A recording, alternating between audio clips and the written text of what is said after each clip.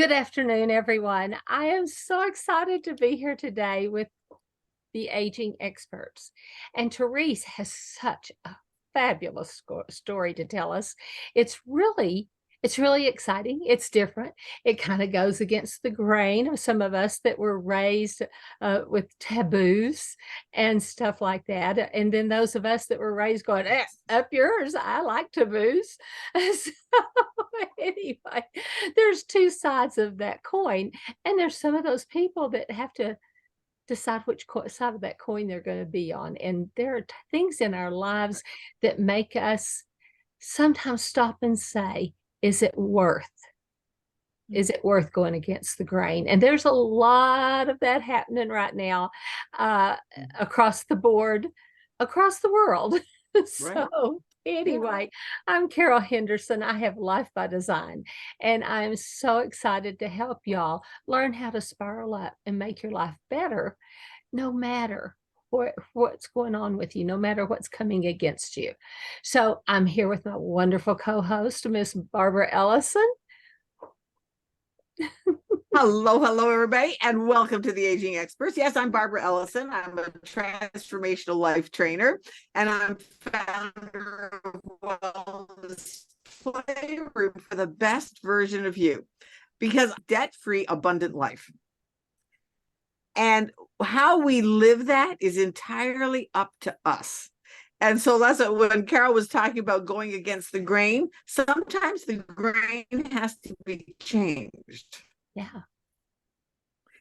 And so that's kind of a little bit about what we're going to be talking show. So how are you doing today? Tell us about a little bit about you and your journey, and we'll just have a great conversation. Perfect. Thank you. Thank you for this opportunity to talk about taboos. I'm not welcome everywhere. But I do bring a simple message, and I want it to be a message that's just going to calm some of maybe the anxieties or the thoughts that we've had around this beautiful plant, the cannabis plant. So I'm going to tell you my story of how I got connected with the cannabis plant and how it changed my life and changed my healing and just changed my perspective. So about, let's see here, 15 years ago, I was enjoying my life. I was living in a beach town, and I would ride my bikes with my kids to the beach every night to go and take our picnic dinners. And it was lovely. We would ride our bikes everywhere. And there came a day when my daughter couldn't ride her bike anymore, and she was 9 years old.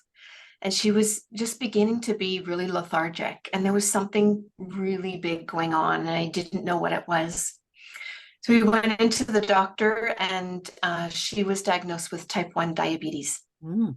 So this whole blissful experience that we were having was really interrupted with blood sugar testings, being awake all night, the stress of keeping my daughter alive. And it just put on a lot of mental stress and anxiety onto me as the caregiver. And I started to develop my own illness. And I was diagnosed with chronic fatigue syndrome. I was overwhelmed. I couldn't sleep. I was napping during the day, 2 to 3 hours, trying to be a really good caregiver. And I was like, what am I going to do? I couldn't reach for pharmaceuticals, sleeping aids, because they would knock me out too much. And I had this calling and something I didn't know about this cannabis plant. I grew up in a religious cult, and this was not ever mentioned. Right. But I had this, there was just this call of, why don't you try cannabis? And I was like, well, okay. And I was open to trying it. And so my husband got some cannabis for me, and he rolled up a joint. We put the kids to bed one night and went out to the garden, sat in the hammock, and I took my first puff. And that's when I knew why this plant was calling me, is because she had healing capabilities for me. She had so many answers for me. I felt the stress and anxiety and overwhelm lift off my shoulders with just that first puff. I slept really well that night, and our family is just a research family. And so I dove into the science of cannabis and really wanted to know, what's this plant all about? How do I utilize it? I was smoking it through a joint, and I didn't feel that was the best way to consume it. And so I learned about different methods of intake, learned about different parts of the plant, different cannabinoids that we call them. You may have heard of THC. You may have heard of CBD. These are all parts of the cannabis plant that help us heal. So I grew my knowledge that way, consumed cannabis in different ways, through inhaling, through topicals when I experienced pain, through oils when I was experiencing anxiety, utilizing it to help with appetite because I was really having a hard time eating and being really attracted to food. And during this time, you were not eating. I'm sorry to interrupt you, but you were not eating. Correct. I was not eating. That has never been my and problem. sometimes not eating. Right. But sometimes not eating can be just as detrimental to you as Every bit overeating. is detrimental. That's why I thought that was just really so important to bring to the table. That, I mean, I know friends of mine that, I mean, she doesn't eat. And so once I discovered that I could take a little bit of cannabis before dinner, and all of a sudden I would look at my plate of food and probably feel like regular people do, like, wow, I get to eat this. This looks wonderful. Yes. The munchies for you is a whole different world. Yeah, right. That just struck me. I said, we need to talk about that for a second, because I mean, not eating is detrimental to your health. Well, really, and so many people, when they're stressed or overwhelmed or doing too much caregiving, they do not eat. And that was never my problem. I went the opposite way. But right. See, I was always a stress eater. I couldn't eat. I just couldn't eat. I lost so much weight, you know. And I'm like, oh, not my problem. Yeah. Yeah. And we all respond differently. Yeah. Right. Yeah, we all respond differently. Yeah. And they wished they could eat.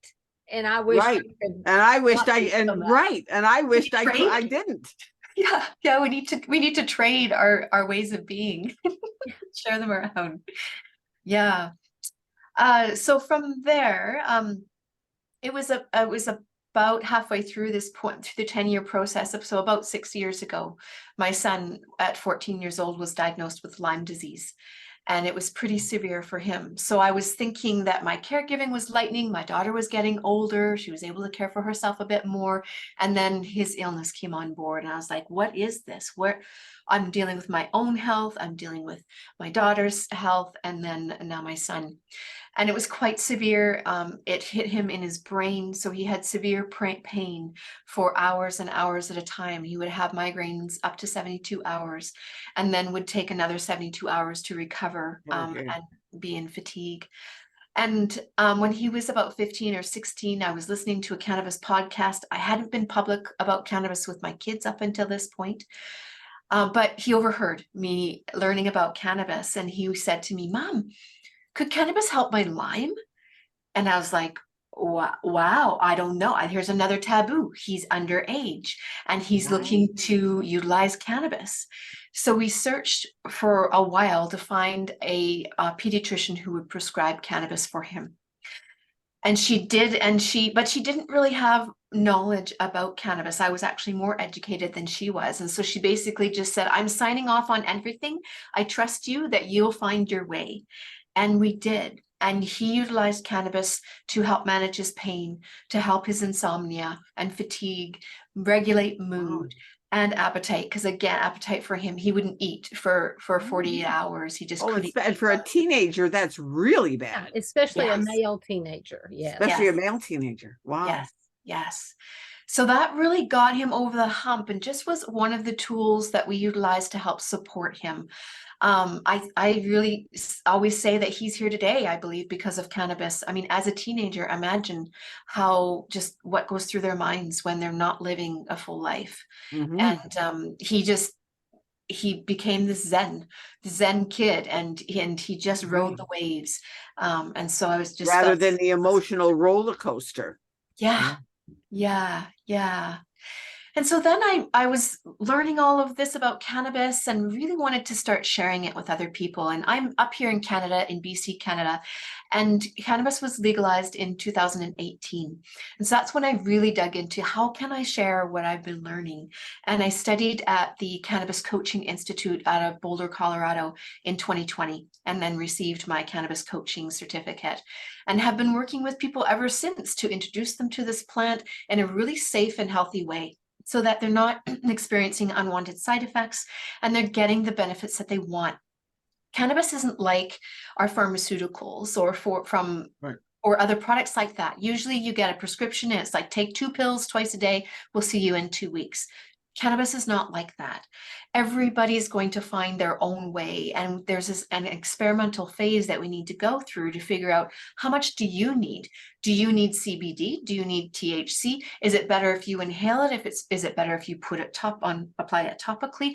And so there's many different ways, applications of utilizing it. And that's why it can be really confusing without a guide to kind of help you go. Well, and I think in a way we've gotten lazy in our society here in the US with, okay, go to the doctor, get some pills, Medicare will cover it, insurance will cover it. And it's like, even with what Barbara and I do on the nutritional side of it, which really what you do is nutritional. It's a nutritional product. And, people go, well, I don't have instant results. Well, with cannabis, you can have more instant than a lot of things. And in our products, we have some products that people will notice a difference in. Oh, the second day. For me, I noticed the second day. Yes. And unlike a lot of products where they say you have to take it 90 days, well, you can invest a lot of money in 90 days and not have a result. But the other thing that I was going to say is that, in the scripture, it says the healing of the leaves, the healing of the nations is in the leaves of the trees. Well, there is a plant. I truly believe, this is me. I'll quote you chapter and verse if you don't believe with what I'm saying. But if there is a disease, there is a cure. Right. Everything. In nature. Yeah. Yes, in nature. Yeah. Yes. Well, pills are not a cure. They're a Band-Aid. They will cover up that's like when it only covers up the symptoms. Yeah, when AIDS was so big and they started giving people medications to help them feel better. Well, that was great that they felt better. But then if they were going and indulging in risky business, they were spreading it because they weren't over it like they thought they were. They were just asymptomatic. And that's what pharmaceuticals do. They make you asymptomatic, which means you don't show symptoms. But the nutritional aspect of things can allow your body to totally heal. Now, sometimes you have to continue that. So I've had people ask me, so, well, how long do I need to do this? I'm going, how long are you going to eat? Right. It's not a pill that you just take. And all those pills do is cover it up until sometimes your body heals itself. Because everything, your body is able to heal every single thing if you give it the right building blocks. Right. The right tools. Yeah. Exactly. And one of the things I'll be honest, I mean, I came from a culture that, what? No. Taboo. Absolutely taboo. And when I first met Terese, I was like, ooh, am I really? And it was like, oh, for heaven's sakes, Barbara, get with, it's kind of like, you have to go against the grain occasionally. Yeah. Because there is abuse in everything. Mm-hmm. Yes. And that's one of the things that I loved about your story when we first met to decide whether we were going to talk about it. And I was like, you know what? This is somebody that needs to get their story out there, so that for other people to know that it's not taboo. It is just an additional tool for healing. Yes. And some people may do it for a time till that stressful situation passes. It's over. I mean, everything isn't like childhood diabetes or Lyme's disease where it's ongoing. And I don't know where your son is now, but there are things that continue on. There's things that get better. And, as a caregiver, when my husband broke his back, I had to do everything. I mean, even they put him on 18 prescriptions, morphine, codeine, high doses that had to be compounded. Then he had the heart attack and was up to 23 prescriptions. But the thing is those were needed for that time. But then as I was able to get him better, but then came the turning loose of all the having to do. I mean, it was like having a toddler. I had to load the car, I had to get him in the car, I had to, they're there for a time, but then it's the turning loose, and you have to do that too, because it's for their health and well-being as well as yours. And so it's not that, I mean, some people will be lifelong users of whatever it is. We're lifelong users of food. So, Right. if not, you have a very short life. That's right. And nutrition comes from plants. Yeah. And animals. Duh. Mhm. One of the really unique ways that we're utilizing cannabis that's just been starting to come out over the last recent time. So we haven't utilized cannabis widely in this way. And it's through consuming the bud, so the flower of the cannabis, in tea. So adding it to your morning tea or your evening tea, and utilizing the raw cannabis in that way, as opposed to smoking it or having it processed in an oil. So whenever it's processed, it's activated. So raw cannabis just off the plant like that is actually not psychoactive. It doesn't have those properties until it's heated. And so for a period of time, like it has to be heated with that. That's why we do it in a joint, or we do it in a vaporizer, or we put it in an oil. It's been heated and activated. But utilizing the raw cannabis is so safe because it's not intoxicating, and it has, like, again, the anti-inflammatory benefits far supersede the cannabis that's been processed. So what we call it is a raw cannabis, we call THCA or CBDA. So it's the acidic form of these components. And it's so accessible to take a small piece of bud. So once it's dry, it kind of looks like that. And you would take a kind of a small pea-size amount and put it in your tea. And maybe you're having mint tea or something, and don't put honey or milk or anything else in it. Just keep it with hot water. And just soaking it for 5 to 10 minutes doesn't activate it, and then drink that. And it's a longevity kind of way of taking cannabis. So it's not going to help you instantaneously like it would if it was heated, but it helps with the anti-inflammatory benefits. It helps with calm and ease. Some people notice it helps with their sleep. It just helps more relax the body. So it's a really unique and accessible way that is totally different from lighting up a joint, what we commonly see. And it's more a medicinal way as well, because they were drinking tea, and you can infuse it with whatever other teas that you like. So does putting it in a hot tea not heated enough to activate it? Not enough. No, it really needs to activate it. It's either in the oven for 40 minutes at 240 degrees, or in, like, when you're smoking it, so you're burning it and combusting it. But for 10 minutes in water that's off the boil, it's fine. Yeah. So is this something that people can order from somewhere, the buds? Yeah. So And wherever you are, across, like, say, from Canada to the US, or no, none of that yet. So we have different rules in different countries right now. Cannabis can't leave the US to come into Canada, and it can't leave Canada to go into the US. So if you have any cannabis products that you're utilizing, do not cross the border with it outside of the US. You will not. It's not a good idea. Most states have dispensaries or retail stores. Every state is different. So yeah. CBD, I'm in Texas. They are hardcore. yeah. But CBD is federally legal throughout the US. So you can order CBD online, or we'd have to see where you are local. But flower is easy to find. You can even utilize it with, it doesn't have to be THC. It can be CBD flower as well, or a combination of both. So it's kind of having a look around to see what your state offers. cool. Okay. So before we forget, I want to be sure that people know how to go get a hold of you. So if they want more information about this, how would be the best way for them to get a hold of you? Really, the best way is to go to my website, which is my first name, Terese.ca. So it's TERESE.ca. And when you first go to my website, there's a Start Here button. Click there and sign up for a free guide. And that guide will give you the 4 tips for choosing the right cannabis for you, which is really valuable to give you just the key. We talk about the cannabinoids, about THC and CBD. We talk about methods of intake, how to consume it, and give some tips about that and more tips as well.